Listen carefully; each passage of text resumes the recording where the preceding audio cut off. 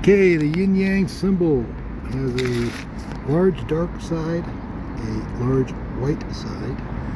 On the dark side, there's a small white portion. On the white side, there's a small dark portion.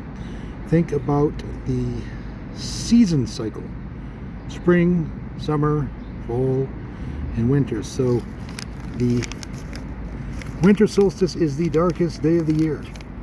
The summer, that's the most darkness and the least sunlight. The summer solstice is the reverse.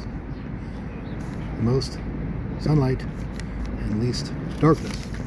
Now, in the midpoints are the spring equinox, when things are in balance, pretty much, and the fall equinox, things are in balance. And time and change is a flow. And all of this relates to the orbit of the Earth around the sun. Okay, it's an orbit, it's traveling, change is happening, time is progressing, and you have 4 different points of interest which then affect how we experience weather and all kinds of other things.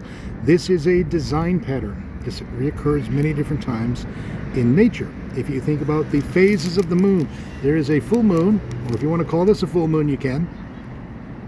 Either or. And there's a new moon when it doesn't shine at all. So you can imagine this is like a full moon, this small little thing. This is like a new moon. And then there are midpoints. Once again, it is an orbit.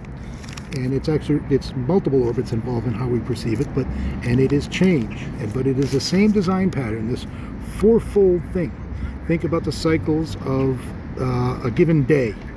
You have night, dawn, day, and dusk. Night, dawn, day, and dusk.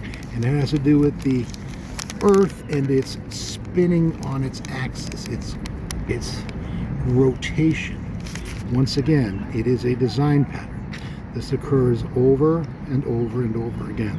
The cycle of the day, the cycle of the moon, the lunar phases, the year. It's all, you see the same thing recurring over again. So if you were to decide for yourself that you were not going to be able to prove conclusively whether or not the universe is designed, but you wanted to just obtain a probability as to whether it is, this type of recurring pattern, which the ancients mentioned and captured in the yin-yang symbol, would be evidence that possibly it is designed. That there is a design to it, because you see the same thing over and over and over again.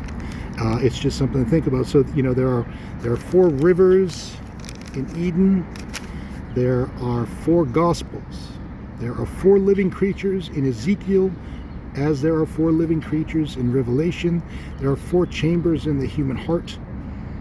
There are 4 Koine Greek versions of the name Mary in the Gospels. 4, 4, 4. This recurring thing. This cycling up and cycling down. This is like an architect diagram. It's a design pattern. And you know, God is kind of like a one-trick pony in some ways. It's so prevalent. It's really interesting. You know, now you think about a human life. Well, you have conception, pregnancy, birth, and death, and you could decide which ones represent which. But again, you have 4. You come into existence inside your mother's womb. Then you come out of the womb, then you live, and then you die. You know, you can play with the which region on the yin yang pertains to each, but once again, it is the same pattern. And so one of the things, you know, Jesus continually points to nature and uses natural metaphors. He uses agricultural metaphors and animal metaphors, and the idea is that nature is the best indicator. If God is an artist and a designer, then nature would be a tremendous indicator of God's intentions and God's strategies and tactics. And once again, this recurring pattern was so prevalent that the ancients noticed it, and were even able to kind of surmise the fact that there's an orbit involved and a journey of a planet through space, all kinds of other things. They're really quite clever about it. That kind of thing is alluded to many times in the Gospels as well, but that's the basic idea.